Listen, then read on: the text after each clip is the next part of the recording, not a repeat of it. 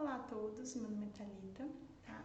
E hoje, nesse vídeo, eu vou falar um pouco sobre a minha experiência na aplicação de algumas metodologias ou didáticas do ensino superior. Desde já eu agradeço imensamente o convite do canal Geotecnia Brasil para estar participando e pela iniciativa do canal que tem trazido conteúdos tão bacanas para nós na geotecnia. Bom, a minha formação é em engenharia civil, tá? Como a maioria das pessoas que curtem esse canal. E atualmente eu trabalho como professora universitária na UFMG, tá? Mesmo tendo feito mestrado e doutorado, a minha formação básica não é em didática ou em pedagogia para atuar como professora. Mas como todo bom engenheiro, não há um desafio que não possa ser vencido com horas de estudo, senso crítico e boa prática, pelo menos é o que eu acho.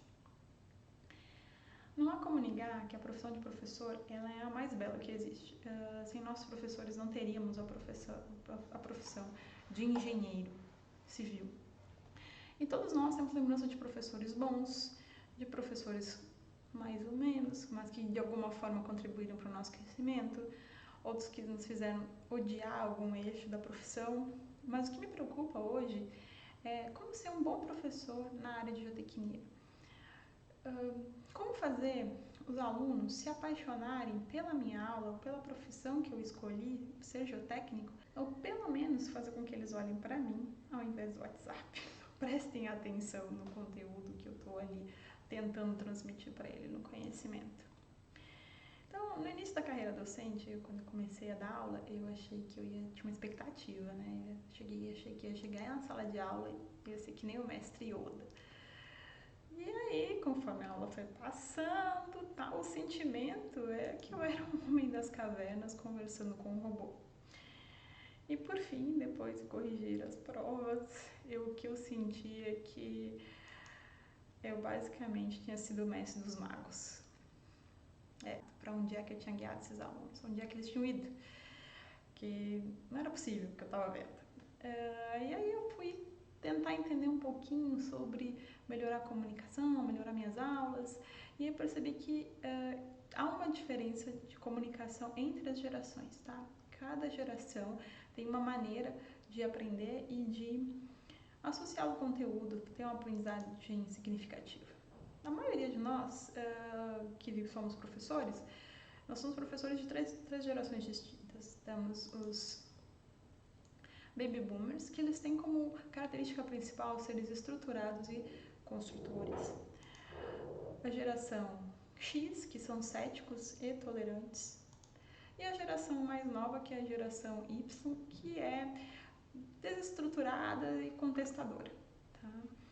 E nós, essas três gerações, estamos tentando dar aula para uma geração Z, tá? Que é uma geração conectada, relacional. Então, nós já estamos tendo dificuldade em chamar atenção e fazer os alunos se apaixonarem pelas nossas aulas, prestarem mais atenção em nós do que nos youtubers, por exemplo, imagina como vai ser o nosso desafio para a geração que está por vir, que é a geração alfa, que eles foram expostos à educação precocemente e são ultra tecnológicos. Então são os nossos desafios por aí. Mas existe também uma classificação de geração que independe da idade, que são os perennials, tá? Basicamente, se caracterizam por possuírem a mesmas idades e se adaptam a novas tecnologias. Por fim, tá? O que nós temos basicamente diferentes gerações tentando se comunicar, tá? Então nós precisamos melhorar a nossa capacidade comunicativa entre as gerações, porque se nós não melhorarmos, não há transferência do conhecimento. E nós precisamos transferir conhecimento para que haja um aprendizado significativo. Adoraria simplesmente colocar nos nossos alunos, por mais conectados que eles sejam, mas não dá para fazer isso. Não é simplesmente baixar um conteúdo da nuvem na cabeça do professor e ele saber todos os termos geotécnicos de uma vez só, de uma hora para outra. O processo de aprendizagem ele não é tão simples, tá? E por isso que ele é desafiador. E é único para cada pessoa. Eu preciso saber qual é a melhor maneira para ensinar meus alunos. Qual é o modo que eles aprendem de forma mais significativa para cada um deles. Ou seja, as minhas aulas vão ter que se transformar para atender os meus alunos, tá? Porque cada pessoa tem uma maneira diferente de aprender, tá? No final dos anos 60, já se sabia que há duas formas gerais de aprendizagem, uma passiva e ativa, tá? Vamos separar a passiva como nós aprendemos nas escolas de engenharia mais antigamente. O professor nos dava aula expositiva, dialogada, nos passava as informações, qual livro o texto estava seguindo, nós estudávamos, fazíamos lista de exercícios, resolvíamos os problemas, e isso já era o suficiente, tá? Mas de todo esse conteúdo, tá? Tudo que tinha o professor, o esforço do professor, tudo que foi passado, apenas 50% disso tudo ficava retido, tá? No nosso HD. E o que essas gerações mais atuais têm, elas estão mais sedentas por uma aprendizagem mais ativa. O que seria isso? Em que elas participem e elas façam, que elas sejam protagonistas dessa aprendizagem. E aí a retenção de todo o conteúdo passado passa a ser de 90%, tá? Então, primeiro eu quero conhecer meus alunos. Aí começamos o semestre. Como é que você conhece os alunos que você nunca viu antes no primeiro dia de aula? É complicado, às vezes a gente só vai conhecer os nossos alunos com o passar do semestre. Então, para eu conhecer e preparar minhas aulas, eu aplico 2 testes com eles. O primeiro teste é o teste VARC, tá? Ele foi criado em 87 para uso educacional. Eu vou deixar o link aqui na descrição do vídeo para quem quiser fazer, até para se autoconhecer, eu passo a fazer para os seus alunos. E esse teste vai avaliar qual a melhor forma de aprendizado, se ela vai ser visual, auditiva, escrita ou leitura, ou se ela é sinestésica. Com isso, os alunos fazem o teste, me retornam com o resultado individual de cada um, eu consigo ter uma visão geral de como é a minha turma. Tá? Então, para os alunos que têm maior pontuação no visual, eles aprendem preferencialmente com o uso de informações de diagramas de aranha, de tabelas, de fluxogramas, de mapa, todas as imagens que possam representar aquilo que podia ter sido escrito por palavras. Já o aluno com preferência auditiva, eles aprendem melhor com palestras, discussões em grupo, ouvindo um podcast, por exemplo, conversando na web, tá? Fazendo uma videoconference. Então, eles aprendem com maior facilidade através desses métodos. Já os alunos com preferência de leitura e escrita, eles processam a informação exibida como palavras. Essa preferência ela vai enfatizar as entradas e saídas baseadas em texto, leitura e escrita, em todas as suas formas. Manuais, relatórios técnicos, ensaios, tarefas, desde que seja escrito. E, por fim, eu acho que é o grupo mais desafiador para todos os professores, é o sinestésico, tá? Pois a preferência desse grupo está relacionada ao uso de experiência e da prática, simulada ao real. Aprendem mais com os estudos de caso, prática, com aplicações, são pessoas que aprendem com a sua experiência própria, elas valorizam muito a experiência individual, tá? E menos ainda a experiência do outro. Portanto, aulas de laboratório, ele mesmo realizar sua própria modelagem, por exemplo, situar onde vai acontecer a bateria de sondagens, a experiência dele é que vai contar, tá? Esse aqui é um resultado de uma turma minha de geologia, por exemplo, em que basicamente é o que mais acontece comigo. Eu vejo que as turmas são em geral sinestésicas, o que é um grande desafio. Mas ao mesmo tempo ela também tem como uma resposta auditiva. Então, com essas informações que eles me forneceram através do teste individual, e essa aqui é a média da turma, o que eu faço? Eu pego o meu cronograma de aulas e modifico ele, tá? De maneira com que eu apresente um problema que eles vão resolver, eu trago atenção para que ao final daquele assunto eles precisam resolver tal problema, que é a aplicação prática, ser sinestésico, E depois eu indico vídeos, aulas expositivas, faço debates, aplico alguma outra técnica TBL, PBL, vou explicar um pouco mais adiante. E por fim, a gente faz a resolução do problema proposto. Então, também, junto com o teste VAR, que eu peço para os alunos responder na sequência, um teste de personalidade, tá? Em que ele vai mostrar, vou deixar o link na descrição para quem quiser aplicar, vai mostrar 4 personalidades. Quais são essas 4 personalidades? São os diplomatas, os analistas, os sentinelas e os exploradores, tá? Os diplomatas, eles se destacam pela diplomacia, pelo aconselhamento. Já os analistas são pessoas mais racionais, imparciais e gostam de debates científicos e tecnológicos. Os sentinelas são colaborativos, práticos e criam aquela sensação de estabilidade, segurança, onde passam. Então, é interessante ter eles nos grupos. E por fim, né, os exploradores, que são comunicativos, práticos, conectados, são rápidos. Bom, sabendo disso, né, os alunos pegam o resultado e me enviam o resultado desses 2 testes via formulário eletrônico, tá?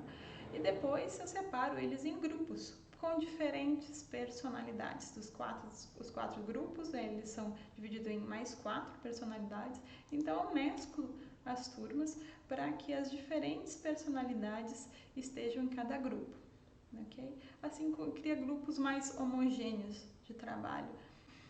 E vamos fazer um exemplo então. Vamos supor que eu sou professora de Mecânica dos Solos 1, tá? Que a ementa da minha disciplina, ela siga como livro-texto o livro do Souza Pinto, curso básico de Mecânica dos Solos, e que eu tenho esses 8 itens para eu trabalhar durante o semestre. Ok, no primeiro dia de aula, eu cheguei, me apresentei, apliquei os testes, eles vão responder em casa, me enviar depois, eles têm um tempo para fazer isso, mas tem um tempo para eu dar aula, sobrou um tempo para eu dar aula, né? E como boa professora fominha por aula, eu dou aula no primeiro dia.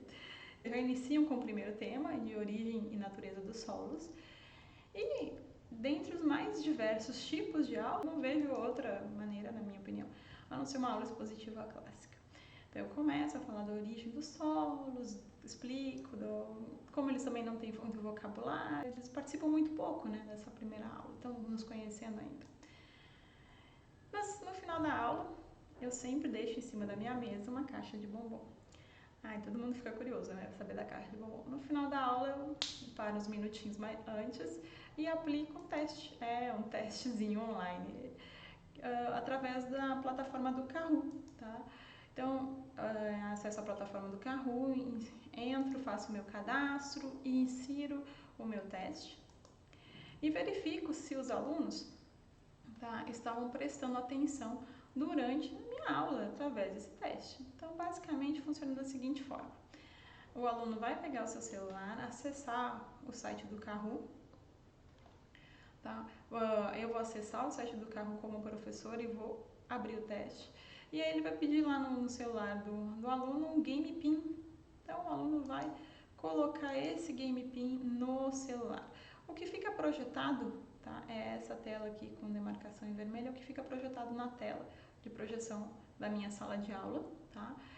E ele insere o game pin, coloca seu nome e conforme ele entra no jogo, o nome dele vai aparecer aqui na tela, ok?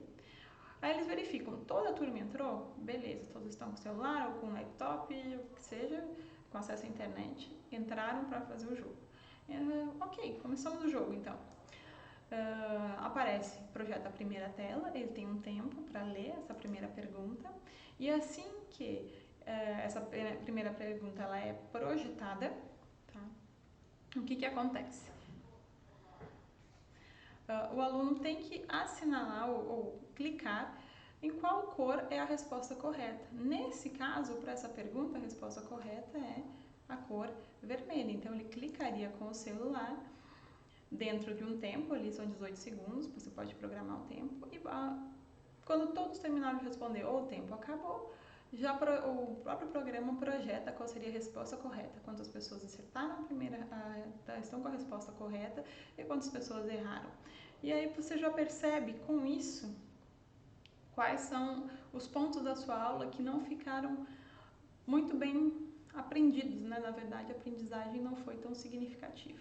Então, você pode voltar numa próxima etapa ou melhorar a leitura, indicar outras coisas para eles durante o semestre. Bom, ok. Então, terminou a primeira pergunta. Antes de passar para a próxima pergunta, o jogo ele mostra quem está na frente, quais são os primeiros colocados. Como aqui só estou simulando, só tem eu, então eu estou em primeiro colocado. Aí começa a segunda pergunta. A segunda pergunta, eu fiz questão de colocar aqui que não precisa ter 4 alternativas, ela pode ser verdadeira e falsa. A pergunta tem um tempo, que ela é mostrada, e depois ela é projetada, né? Ela é projetada, e o aluno pode escolher agora só entre as cores vermelha e azul, neste caso é falsa, né? Alternativa, e o aluno vai clicar, acabou o tempo, é projetado para todos qual é o resultado. Por fim, terminado essa etapa de todas as perguntas, o programa vai me mostrar quem foram os primeiros colocados e quem vai ganhar a caixa de bombom, que é o primeiro colocado. Isso é legal porque dá uma animada na aula. Tem uma musiquinha de fundo, é bem divertido. E também ele permite o quê? Ele permite que o aluno consiga avaliar no celular se ele gostou ou não daquele game, daquele conjunto de perguntas que você fez, se está condizente ou não com a aula. E você tem a opção como professor de ter os resultados. Você pode baixar o resultado na forma de planilha, tá? Planilhado, e ter para cada questão quantas pessoas erraram, quantos acertos, que cada um teve como resposta. Você pode usar também como uma avaliação em qualquer outra aula. Bom, então apliquei para o primeiro dia o Kahoot, mas eu tenho as demais itens da ementa para cumprir, né? E eu sei que a minha turma é sinestésica, por exemplo, e eu preciso que essa turma participe mais comigo. Então, eu quero que eles tenham uma aprendizagem significativa, eu preciso expor com problemas, então eu vou utilizar algumas outras metodologias, tá? E aí eu aplico as famosas metodologias ativas. E antes que você faça essa cara aí, ó, que eu fiz, opa, eu te convido até o final do vídeo que eu vou explicar pelo menos uma delas que eu aplico, que é o TBL, tá bom? Então, o que é a definição de metodologia ativa? Qualquer abordagem que o aluno participe ativamente do processo de aprendizagem, tá?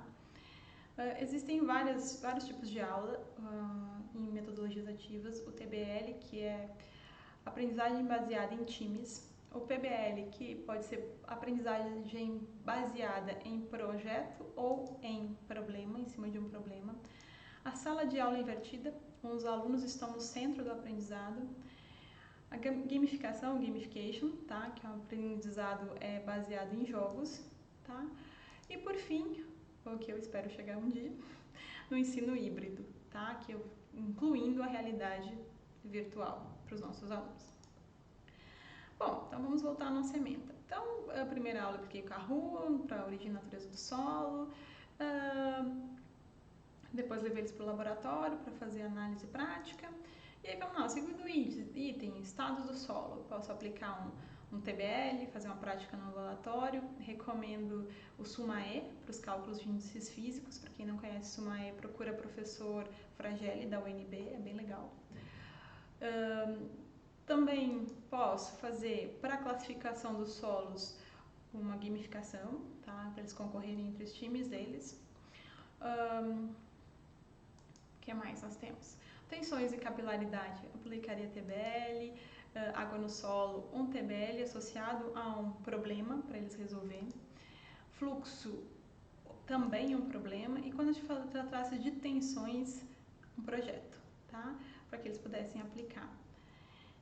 Então, com isso, eu basicamente gosto muito de aplicar o TBL, tá? Que é o aprendizado baseado em times. Para quem não conhece, eu indico esse artigo, vou deixar aqui na descrição do vídeo, tá? Mas basicamente a técnica ela é aplicada da seguinte forma, tá? Há 3 etapas. Eles têm uma preparação prévia, eles precisam estudar antes. Se eles querem têm esse anseio de ser os protagonistas da aprendizagem, fazer algo prático, então eles têm que se preparar antes de vir para a minha aula. Então, tem uma preparação. Depois, a segunda etapa é a garantia desse preparo. E, por fim, a aplicação, tá, dos conceitos que eles aprenderam. A preparação, ela inclui um estudo prévio, individual, tá? Então, nessa parte é uma aprendizagem de forma passiva. Indico livros, vídeos, capítulos. Depois, quando eles chegam na sala de aula, aplico um teste individual. E esse teste individual vai garantir se eles se prepararem individualmente. Esse mesmo teste é aplicado em equipe, é nesse tempo em que a equipe está discutindo, que aquela minha turma auditiva, lembra? Vai estar aprendendo, debatendo sobre o assunto para responder em equipe. Depois tem um período que terminou, respondeu os testes de apelação, caso tenha alguma questão que não ficou condizente com o conteúdo, ou eles têm algum erro, onde o aluno pode discutir as questões que foram apresentadas com o professor. E o professor avalia esses testes em geral e dá um feedback. E é aqui que entra a minha aula expositiva e dialogada depois. Por quê? Porque eu vejo em quais pontos, tá, daquele conteúdo eu preciso que reforce a aprendizagem com eles. Então eu vou diretamente nesses pontos, não perco tanto tempo em outros pontos, porque eu já sei que a minha turma, aonde lá na garantia de preparo deles não ficou muito eficiente, ok? E depois de tudo isso, que eu fiz o feedback, aplico um assunto prático. Então, eu tenho um problema que é significativo daquele assunto, tá? É o mesmo problema para todos, e depois que os grupos resolvem o problema, sozinhos, no grupo, discutem e resolvem, tá? Eles fazem um relato simultâneo para a turma como um todo, tá? Então, essa parte aqui a gente tem uma aprendizagem de forma mais ativa, porque eles têm que resolver o problema e como eles têm que apresentar, eles começam a apresentar, eles sempre apresentam a melhor resolução para aquele problema, o projeto, tá? Bom, o TBL tem esses 10 passos para seguir, eu vou falar um pouquinho sobre cada um deles, mas vou ser breve. Primeiro, eu tenho que disponibilizar o material. Digamos que para o tema do estado do solo, uma semana antes, eu indico o capítulo 2 do livro do Souza Pinto para eles lerem, tá? E fazerem as suas anotações. Ok. Depois eu já dividi a turma em grupos, conforme a personalidade, tá? Os grupos, quando eles já sabem quem são, eles escolhem um líder. E aí aplica-se o teste individual, tá? E você pode aplicar esse teste de duas formas. Um papel, que é o que está no artigo, ou online, tá? Que é o que eu aplico. E depois o mesmo teste vou aplicar, só que agora depois em grupo, tá?